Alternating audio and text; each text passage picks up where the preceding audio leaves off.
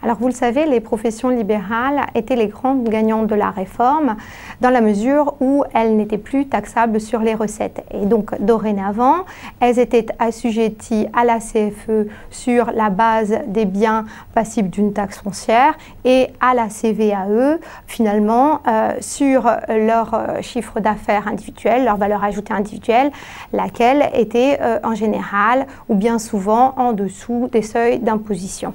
De sorte que le législateur est intervenu dans ce domaine.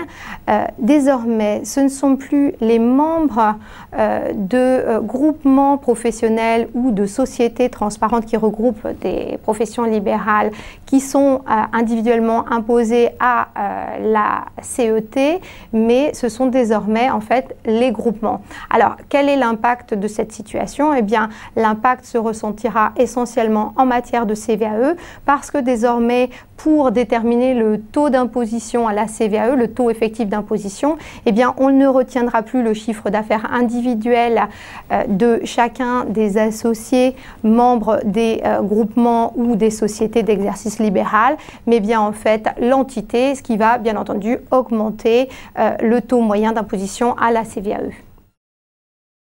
En taxe locale, il existe un dispositif qui est codifié à l'article 1518b qui permet d'éviter des baisses brutales de base qui seraient subséquentes à des opérations d'apport partiel d'actifs, de fusion, de scission ou même encore de TUP.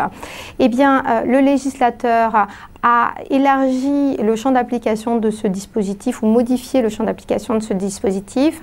Donc modifié, pourquoi? Parce qu'il a désormais prévu que la valeur locative qui sera retenue après ce type d'opération sera en fait identique à celle qui était retenue auparavant si l'opération de restructuration est réalisée entre des sociétés qui sont placées l'une sous le contrôle de l'autre ou entre des sociétés placées sous contrôle commun.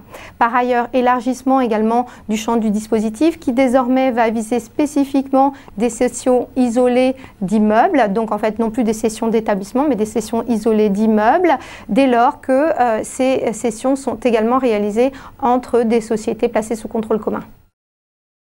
Alors la CFE est acquittée via deux acomptes payés en juin et en décembre et le législateur est également intervenu dans ce domaine pour prévoir que l'acompte de CFE de juin donc sera liquidé spontanément désormais par le contribuable, donc sans qu'il reçoive un avis d'acompte. Donc il régularisera bien entendu au